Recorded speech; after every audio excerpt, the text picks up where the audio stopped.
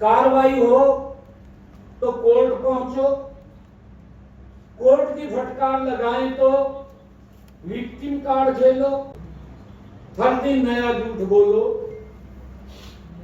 मोदी जी को गाली दो, देश को बदनाम करो, हिंदू धर्म को गाली दो, जम के घोटाले करो।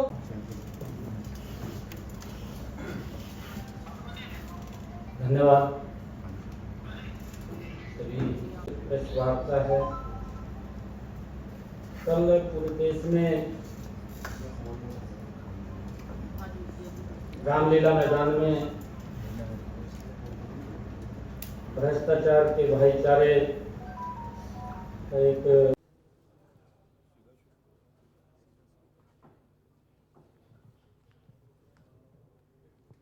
Silence please.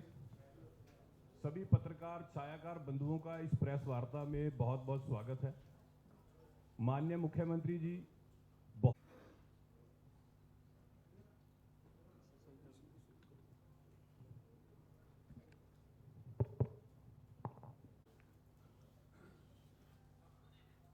धन्यवाद। सभी पत्रकार एवं छायाकार मित्रों का आज की जो प्रेस वार्ता है, कल पूरे देश ने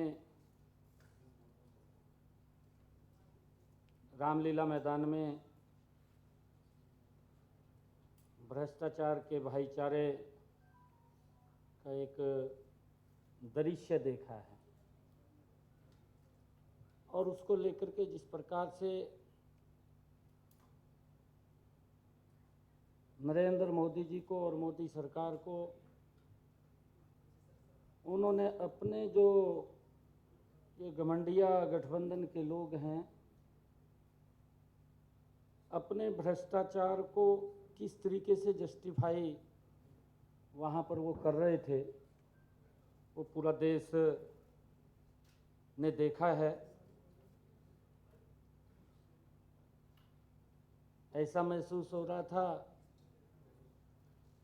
कि जैसे घोटालेबाजों की बारात है, जो सब मिलकर के देश को पहले भी लूटा है, आगे भी लूटने की तैयारी है। उनके भ्रष्टाचार पर चर्चा न हो, घोटाला अपना हर रोज बड़े चाव से करते हैं और ये भी चाहते हैं कि कोई एक्शन ना हो। ये गठबंधन जनबंधन नहीं, ये ठगबंधन है। पूरे देश ने देखा है गठबंधन कहाँ है, ये भी देखने को उस कार्यक्रम के अंदर मिला है। आम आदमी पार्टी केजरीवाल की गिरफ्तारी में के समर्थन में रैली हो रही है, इस प्रकार की वो बातें कर रहे हैं। कांग्रेस कहती है कि ये किसी विशेष व्यक्ति की रैली नहीं है, ये सभी के समर्थन की रैली है। कांग्रेस आम आदमी पार्टी दिल्ली में दोनों आपस में मिले हुए हैं और पंजाब के अंदर देखें हम आपके कौन हैं। ये इस प्रकार का इस इंडी गठबंधन के अंदर देश को देखने को मिल रहा है। पश्चिम बंगाल में ममता के साथ, ममता ने लड़ने से इनकार कर दिया इनके साथ। बिहार में आरजेडी ने अपने उम्मीदवार इनसे पूछे भी नहीं है, पहले मैदान में उतार दिए हैं। कर्नाटक में उद्धव ठाकरे ने, उन्होंने भी अपने उम्मीदवार पहले ही उतार दिए हैं। कांग्रेस और आम आदमी पार्टी छोड़कर सांसद और विधायक जा रहे हैं। अभी पिछले दिनों देखा, उत्तर प्रदेश में कांग्रेस को कोई भाव नहीं दे रहा है। इस घमंडिया गठबंधन के काम क्या हैं? इनके काम हैं जितना हो सके लूटो, हर दिन नया झूठ बोलो, मोदी जी को गाली दो, देश को बदनाम करो, हिंदू धर्म को गाली दो,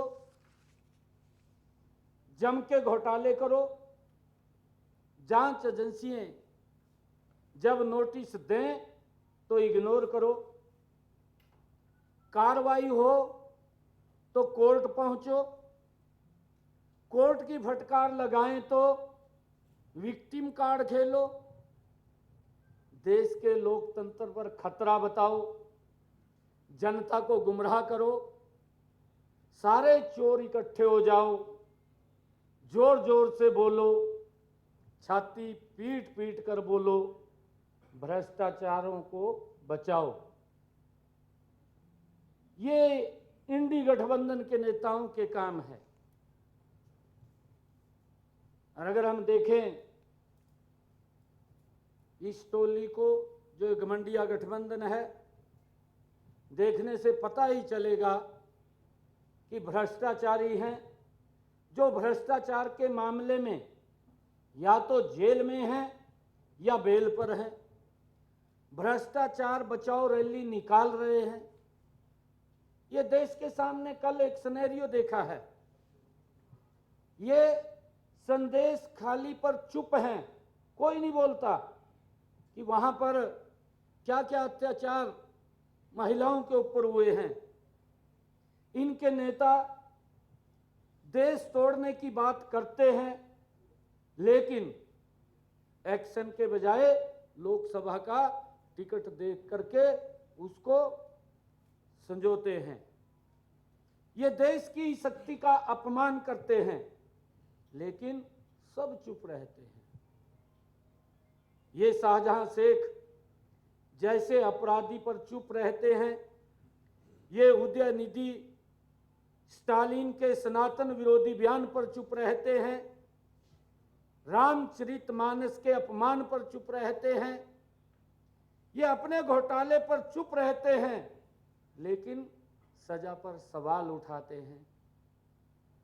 ये हिंदू देवी देवताओं के अपमान पर चुप रहते हैं, ये झूठे आरोप लगाते हैं, लेकिन बाद में माफी मांगते हैं। पंजाब में जेल पर हमला होता है, ये सभी घमंडिया गठबंधन के लोग चुप रहते हैं। इनके चेहरे देखिए, हर एक चेहरे पर घोटाले और भ्रष्टाचार का काला धब्बा है। अगर आप लोग, पूरा देश देख रहा है, सत्येंद्र जैन वो जमानत कोर्ट नहीं दे रहा है, मनीष सिसोदिया को जमानत कोर्ट नहीं दे रहा है, संजय सिंह को जमानत कोर्ट नहीं दे रहा है, केजरीवाल कोर्ट के आदेश पर रिमांड में है, हेमंत सोरेन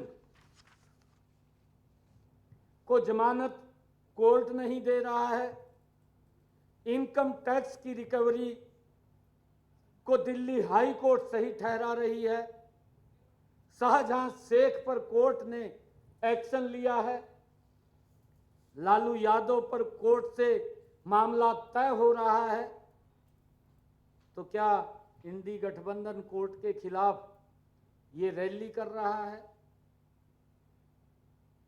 आजकल देश में विपक्षी पार्टियों द्वारा भ्रष्टाचार को मेडल की तरह पेश करने का फैशन चल पड़ा है। उनका भ्रष्टाचार ही उनका शिष्टाचार बन गया है। मामला कोर्ट में हो तब भी इनको सबको चिल्लाना है। कोर्ट में दलीलें काम नहीं आती तो बाहर हल्ला हो मचाना है। रैली के अंदर कौन कौन थे वो पूरे देश ने देखा है। कांग्रेस आकाश से लेकर के पाताल तक, आजादी से लेकर के आज तक जिस पर घोटाले ही घोटाले के आरोप हैं, इसका शीर्ष नेतृत्व 5,000 करोड़ रुपए के घोटाले से जेल से बेल पर है। जीप घोटाले से लेकर हेलीकॉप्टर घोटाले तक, देश के लोकतंत्र को बदनाम करने से लेकर चीन की सत्तारूढ़ पार्टी से एमओयू साइन करने तक इन पर आरोप लगे हुए हैं। और ये कि गर्व से इसे कहते बताते नहीं थकते हैं। आम आदमी पार्टी, जिस पार्टी के नेता खुलेआम कहा करते थे कि ऊपर आरोप भी लगे, ये मंचों से बोलते थे केजरीवाल साहब कि अगर आरोप भी लगे तो मैं राजनीति छोड़ दूंगा। उनकी वीडियोज पड़ी हैं। वे भ्रष्टाचार करने के बावजूद कुर्सी छोड़ने को तैयार नहीं है। जिस पार्टी के नेता कहते थे कि मैं कट्टर ईमानदार हूं, वे कट्टर बेईमान तो बन ही गए, साथ ही कट्टर भ्रष्टाचारियों और कट्टर घोटालेबाजों के साथ वो जाकर के खड़े हो गए। जिस पार्टी के नेता कहते थे कि मैं तो आम आदमी हूं, वो आज कोर्ट में कह रहे हैं कि मुझे रिमांड क्यों लिया है, मैं तो मुख्यमंत्री हूं। जिस पार्टी के नेता कहते थे कि हम गाड़ी बंगले नहीं लेंगे, वे काफिला लेकर के घूम रहे हैं, शीश महल का घोटाला कर रहे हैं। जिस पार्टी के नेता अपने बच्चों की सौगंध खाकर कहते थे कि कांग्रेस से समर्थन नहीं लूंगा, आज कांग्रेस के साथ मिलकर के चुनाव लड़ रहे हैं।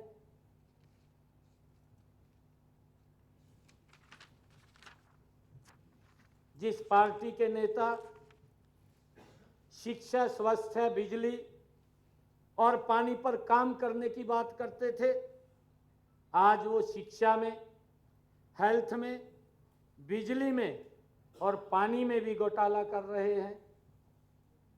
अगर आरजेडी का देखें, चारा घोटाले से लेकर लैंड फॉर जॉब घोटाले तक सर से पांव तक घोटाले में डूबा हुआ है।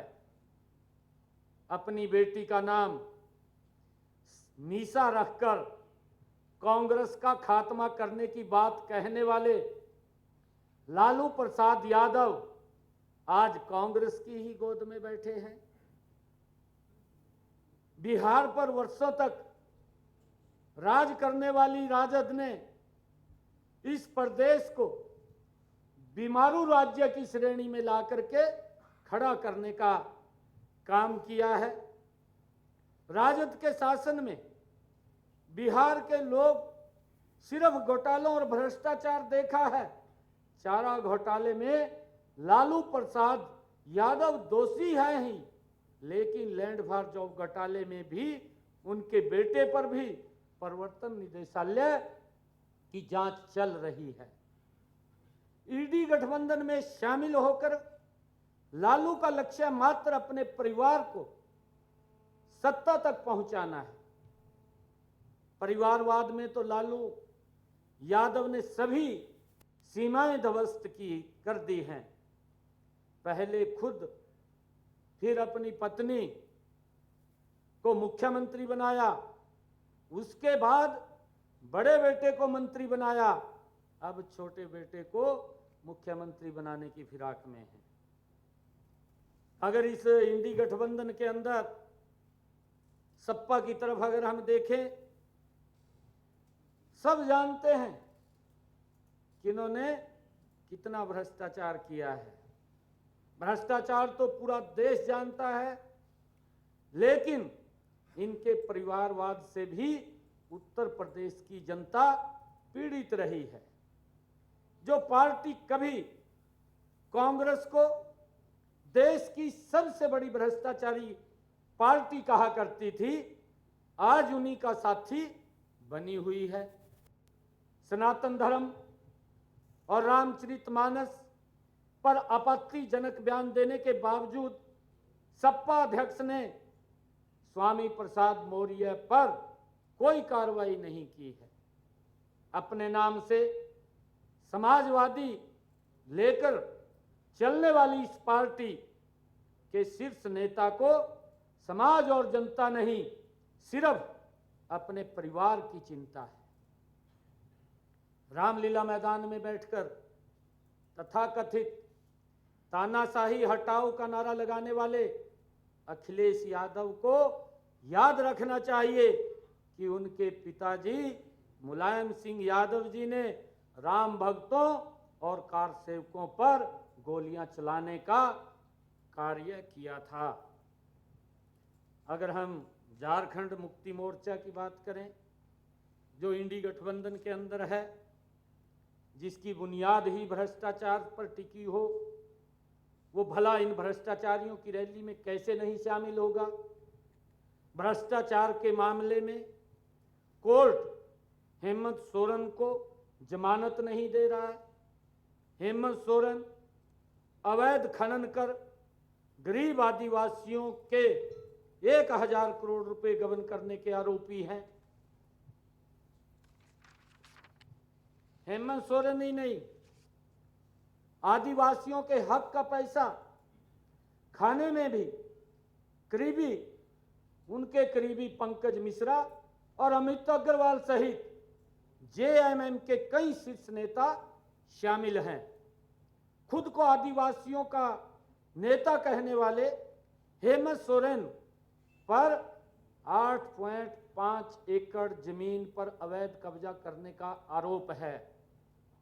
एक तरफ तो झारखंड मुक्ति मोर्चा आदिवासियों की आवाज बनने का समांग रचती है, दूसरी तरफ इनके ही नेता हेमंत सोरेन के घर से 36 लाख रुपए नगद और लग्जरी गाड़ियां बरामद होती हैं। झारखंड के पूर्व मुख्यमंत्री के पद पर रहते हुए उद्योग विभाग के प्रमुख थे और उसी समय उनकी पत्नी कल्पना सोरेन को बड़े औद्योगिक पार्क में 11 एकड़ भूमि आवंटन करने का भी आरोप है। अगर इंडी गठबंधन के अंदर हम देखें, डीएमके जो 2G घोटाले से लेकर सेंथली बालाजी और बाकी नेताओं का घोटाला तो देश देख रहा है। ये पार्टी घोटालेबाज तो है ही, लेकिन साथ ही इनके नेता बड़ी निर्जलता से देश में अलगाव और भारत के टुकड़े करने की बात करते हैं एवं सनातन धर्म का अपमान करते हैं। तमिलनाडु के मुख्यमंत्री एम.के. स्टालिन के बेटे उदयनिधि स्टालिन खुलेआम सनातन धर्म के समूल नाश की बात कहते हैं। इसके अलावा इनके सांसद थिरुवेराजा हिंदू विरोधी पेरियार के रास्ते पर चलने और तमिलनाडु को अलग देश बनाने की वकालत करते हैं। डीएमके के प्रवक्ता ने कहा था कि उत्तर प्रदेश, बिहार के लोग शिक्षा की कमी और कम बौद्धिक और तर्क संगत क्षमताओं के कारण सनातन धर्म का पालन करते हैं। डीएमके के सांसद सेंथिल कुमार ने उत्तर भारतीय राज्यों को गौमूत्र राज्य कहकर अपमानित किया था। परिवारवादी पार्टियों ने गठबंधन में डीएमके भी एक नाम है जहां एम.के. स्टालिन का एकमात्र लक्ष्य अपने बेटे उदयनिधि स्टालिन को सत्ता तक पहुंचाना है। इन्हें आम लोगों से कोई सरोकार नहीं है, कोई मतलब नहीं है। तृणमूल कांग्रेस जो इंडी गठबंधन का हिस्सा है, ये तो टोलाबाजी, कटमनी और हफ्ता वसूली का अड्डा है। भतीजे पर तो पहले ही भ्रष्टाचार के मामले हैं। ममता सरकार में मंत्री भ्रष्टाचार में आकंठ डूबे हुए हैं, लेकिन फिर टीएमसी खुद को पाक साफ बताती है। बंगाल के संदेश खाली में दलित महिलाओं पर वर्षों से हो रहे अत्याचार पर महिला मुख्यमंत्री की चुप्पी उनकी मौन स्वीकृति थी। ममता सरकार के नेताओं ने शिक्षा भर्ती घोटाले से लेकर राशन घोटाले को अंजाम दिया है। तथाकथित तानाशाह हटाओ का नारा देने वाली टीएमसी ने संदेश खाली से एक न्यूज रिपोर्टर को गिरफ्तार किया है।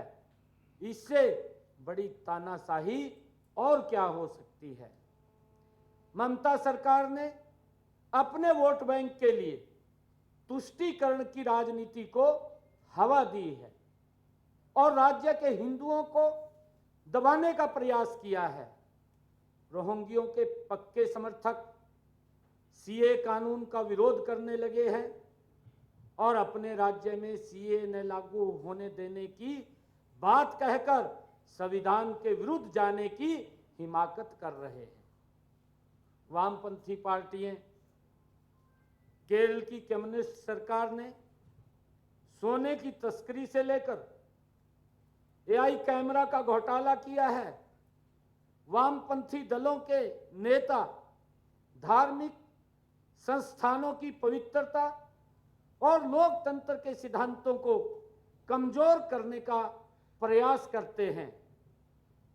विजयन सरकार ने युवाओं को 20 लाख नौकरियां और छात्रों को लैपटॉप देने का झूठा वायदा किया है। शशि थरूर ने अपनी एक किताब में केरल की हिंदू नायर महिलाओं के लिए आपत्तिजनक टिप्पणी की है। वक्फ बोर्ड में भर्ती का अधिकार पीएससी को सौंपने वाला बिल वापस लेकर के मुख्यमंत्री विजयन ने एक विशेष वर्ग के आगे घुटने टेक दिए हैं। वामपंथी सरकारों में तुष्टीकरण के लिए कलात्मक स्वतंत्रता और आतंकवाद के खिलाफ लड़ाई से समझौता किया जाता है। यह है भ्रष्टाचार का भाईचारा। अब इसको लगता है भ्रष्टाचारी प्यारा। देख तेरी दुनिया की हालत क्या हो गई भगवान, कितना बदल गया इंसान। सब घमंडिया गठबंधन के लोग किस प्रकार से वहां पर इकट्ठे हुए हैं। जिस तरह से शाहीन बाग में महिलाओं को आगे कर प्रदर्शन किया गया, उसी तरह आम आदमी पार्टी, झारखंड मुक्ति मोर्चा पार्टी के मुखिया अपनी अपनी धर्म पत्नियों को आगे कर रहे हैं। इन्हें अपने किसी कार्यकर्ता पर विश्वास नहीं है। आम आदमी पार्टी के जेल वाले मुख्यमंत्री कहा करते थे, अरविंद केजरीवाल जी के बयान है ये, वो कहा करते थे फर्स्ट रेजिग्नेशन देन इन्वेस्टिगेशन। ये केजरीवाल के शब्द थे। और अब क्या है, forget resignation, we want join investigation, we will celebrate corruption. ये अगर किसी ने जो शब्द थे, ये शब्द ये केजरीवाल साहब के हैं। और मैंने आज, क्योंकि कल सभी घमंडिया गठबंधन के लोग रामलीला मैदान में वो इकट्ठे होकर के जिस प्रकार का उन्होंने अपने आप को बचाने के लिए वो इकट्ठे हुए हैं, उनकी लड़ाई देश के अंदर कोई विजन की नहीं है या कोई विकास की नहीं है। उनकी लड़ाई है कि भ्रष्टाचारियों को कैसे बचाया जाए। इस प्रकार की लड़ाई वो देखने को वहाँ मिली है। उसका थोड़ा सा संक्षिप्त विवरण आपके बीच में मैंने रखा है। आप सबका धन्यवाद।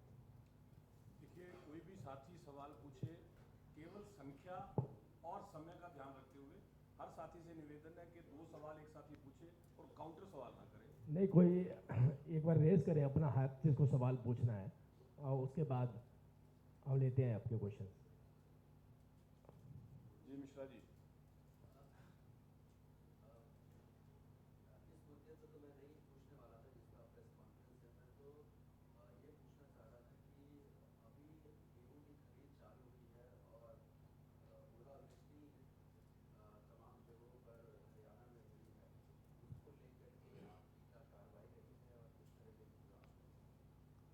ओलावृष्टि को लेकर के हमने तुरंत जो क्षतिपूर्ति पोर्टल है उसको भी खोल दिया है कि अगर किसी किसान की इस प्राकृतिक आपदा में फसल खराब हुई है तो उसके ऊपर रजिस्ट्रेशन करे, और उसका जो भी अधिकारियों को भी निर्देश दिए हैं कि उसका ध्यान रखें। उसकी चाहे वहाँ पर गिरदावरी की बात है, उसकी जांच की बात है करके वो क्षतिपूर्ति पोर्टल खुला है, उसके ऊपर रजिस्ट्रेशन कर सकते हैं।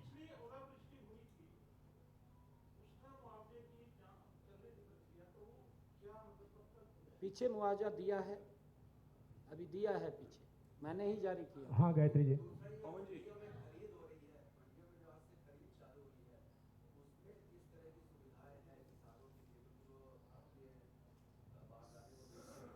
सभी मंडियों के अंदर गेहूं की परचेज को लेकर के सभी सुविधाएं हैं, चाहे बारदाने को लेकर के है। हमने उठान को लेकर के भी बात कही है कि वहाँ पर उठान को लेकर के कोई दिक्कत परेशानी ना आए, और चाहे उस सीधा खाते में पैसा पहुँचाने की बात है। हाँ जी हर गायत्री जी। तरीके से, क्योंकि किसान को सुरक्षित रखना हमारी सरकार का दायित्व है, और उसको लेकर के हमने सारी तैयारियां पूर्ण की हैं।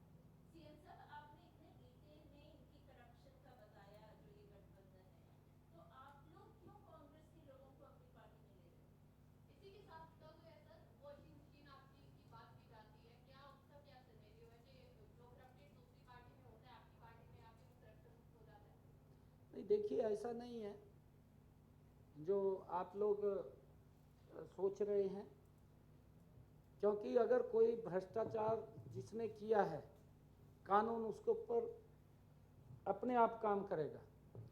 कानून का कोई संरक्षण नहीं कर रहा। जिस प्रकार से 2014 से पहले कानून को ही दांव पर लगा करके कार्य किए जाते थे, परंतु आज अगर कोई भी व्यक्ति है, अगर कहीं उसके ऊपर कोई चार्जेस साबित हुए हैं तो कानून अपने आप काम करेगा, किसी को दबाया नहीं जाएगा। पवन जी, एक सेकंड।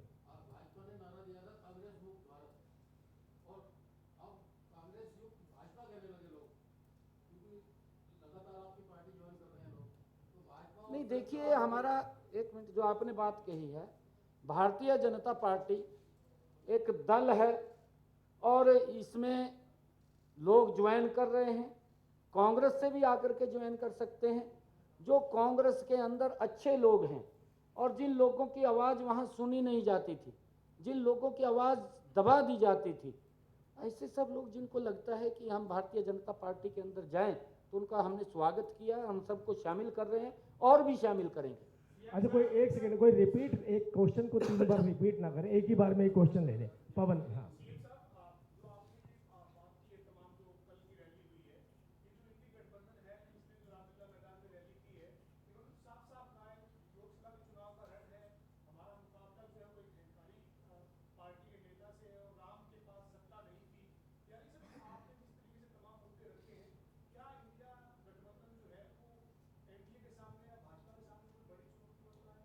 नहीं देखिए, विषय ये नहीं है, क्योंकि अहंकार कांग्रेस के अंदर था और वो अहंकार कांग्रेस को ले डूबा है।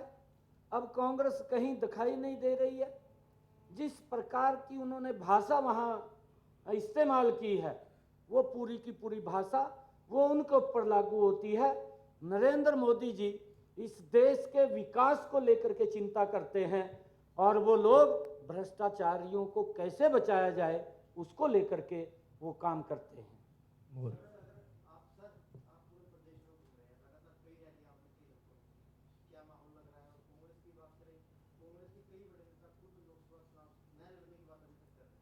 नहीं देखिए, ये मैंने पीछे भी कहा था, कहीं ना कहीं नरेंद्र मोदी जी ने जो गरीब व्यक्ति के लिए काम किया है, नरेंद्र मोदी जी ने जो महिलाओं के लिए काम किया है, नरेंद्र मोदी जी ने जो किसान के लिए काम किया है, जो हमारी सरकार ने, नरेंद्र मोदी की सरकार ने युवाओं के लिए काम किया है, गरीब के लिए काम किया, काबिल तारीफ काम है। लोगों का विश्वास बढ़ा है।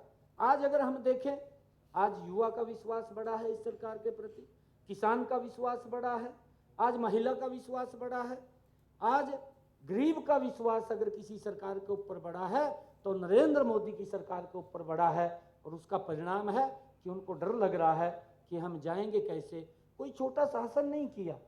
अगर मैं कहूँ 55 साल तक इस देश के ऊपर उन्होंने शासन किया है और 55 सालों के अंदर कांग्रेस को अगर आज वोट लेने के लिए गारंटी देनी पड़ रही है तो उस गारंटी के ऊपर आज देश विश्वास नहीं कर रहा। एक ही गारंटी के ऊपर विश्वास करता है, वो नरेंद्र मोदी की गारंटी है।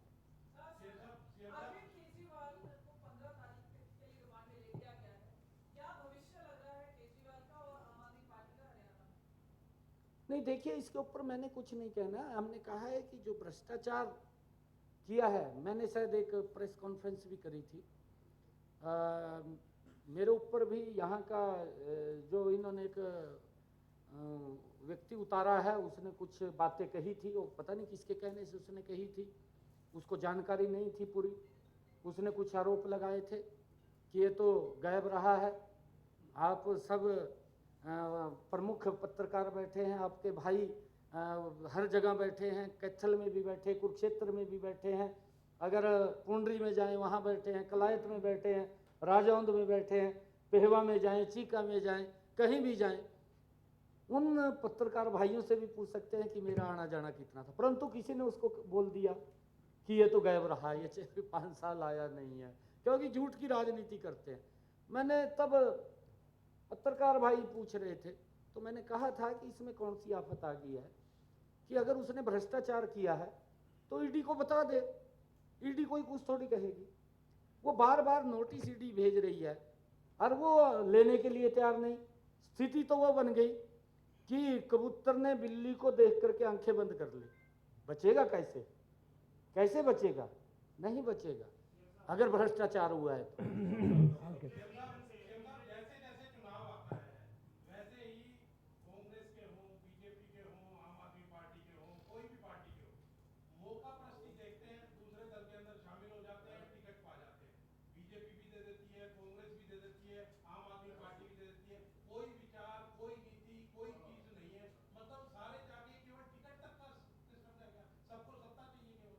नहीं देखिए, नरेंद्र मोदी जी के नेतृत्व के अंदर ये आम व्यक्ति भी इसकी चर्चा कर रहा है, दूर दराज बैठा हुआ भी व्यक्ति चर्चा कर रहा है कि देश बदला है, क्योंकि इन 10 वर्षों के अंदर धरातल के ऊपर काम नजर आए हैं। अगर हम हरियाणा के अंदर बात करें, ऐसी सिस्टम मनोहर लाल जी ने डेवलप किया था हमारे हरियाणा के अंदर कि बिना पर्ची के, बिना खर्ची के, एक बड़ी ये कुरीति थी कि गरीब व्यक्ति तो सोच भी नहीं सकता था कि उसको नौकरी लग जाएगी। आज गरीब का बेटा भी बिना पर्ची के, बिना खर्ची के नौकरी लगा है। हरियाणा सरकार के अंदर ये सिस्टम डेवलप किया है और इसी को लेकर के, इन सब बातों को लेकर के आज लोगों के अंदर इस सरकार के प्रति उत्साह है, जोश है। और आने वाले 25 तारीख को, जब 4 तारीख को रिजल्ट आएंगे, हमारी 10 की 10 लोकसभा की सीटें कमल के फूल के ऊपर नरेंद्र मोदी जी के पास भेज करके तीसरी बार प्रधानमंत्री बनाने का काम है।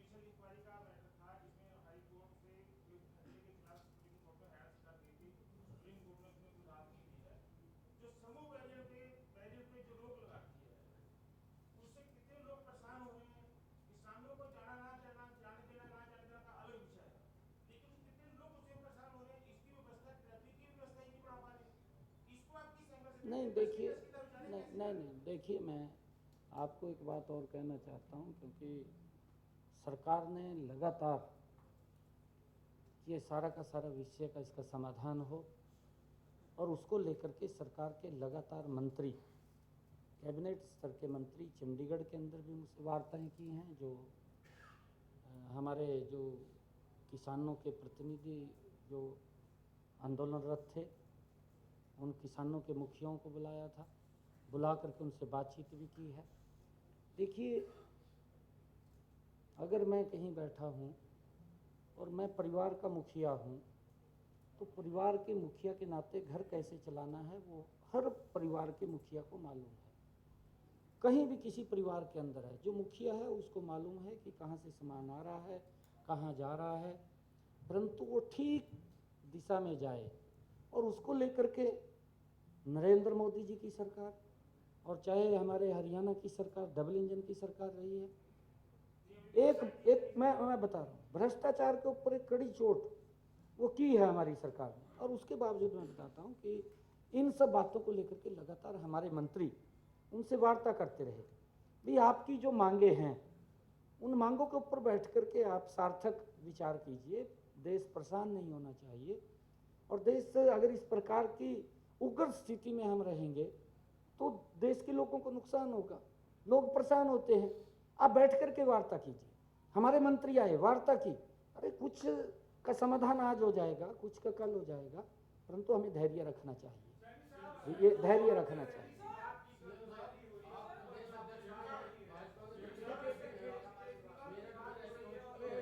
एक आदमी बोलना शुरू कर चुका है, एक बोलना शुरू कर चुका, पहले उसकी बात पूरी हो जाने दीजिए। जी बोलिए। हाँ जी,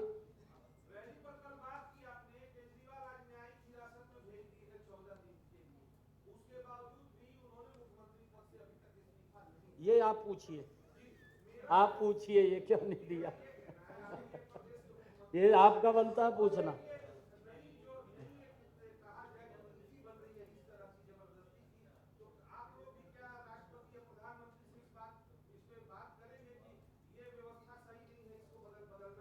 नहीं देखिए, मैंने पूरी डिटेल के अंदर बात रखी है। मैंने उनके बारे में भी बताया है, जो उन्होंने क्या क्या शब्द कहे थे, वो सारा विषय आपके बीच में। बहुत बहुत धन्यवाद, बहुत बहुत धन्यवाद। Thank you very much. चाय पिलाओ वैसे। दोबारा करेंगे अभी हम। चाय पिलाओ, साथियों के लिए जलपान की व्यवस्था है, जलपान अलग अलग बैठ लेंगे।